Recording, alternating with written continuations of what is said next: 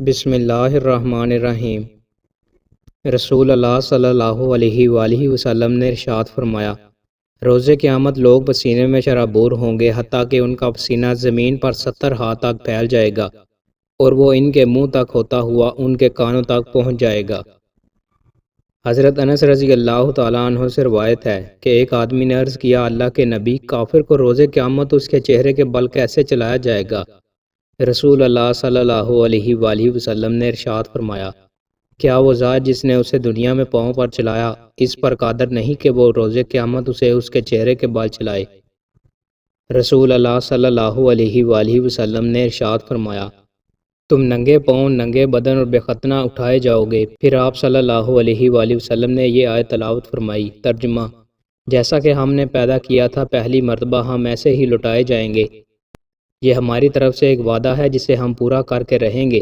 اور روز قیامت سب سے پہلے ابراہیم علیہ السلام کو لباس پہنایا جائے گا اور میرے اصحاب سے بعض کو جہنم میں لے جانے کے لیے پکڑا جائے گا، تو میں کہوں گا یہ میرے اصحاب ہیں، یہ میرے اصحاب ہیں، تو وہ کہے گا آپ کے بعد یہ لوگ اپنی ایڑیوں کے بل پھر گئے تھے، تو میں بھی وہی کہوں گا جو نیک بندے عیسیٰ علیہ السلام نے کہا تھا، جب تک میں ان میں تھا تو میں ان پر نگران تھا۔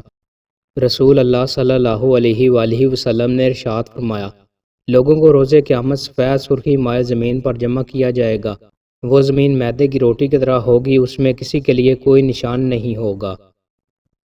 رسول اللہ صلی اللہ علیہ وآلہ وسلم نے ارشاد فرمایا، روز قیامت ایک آدمی لایا جائے گا اور اسے جہنم میں ڈال دیا جائے گا، اس کی انتڑیاں آگ میں نکل آئیں گی، وہ ان کے گرد اس طرح چکر لگائے گا جس طرح گدھا چکی کے گرد چکر لگاتا ہے۔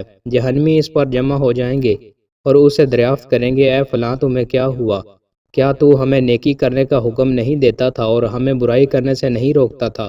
وہ کہے گا، میں تمہیں نیکی کا حکم دیتا تھا لیکن خود نیکی نہیں کرتا تھا، اور میں تمہیں برائی سے روکتا تھا اور خود اس کا ارتکاب کرتا تھا۔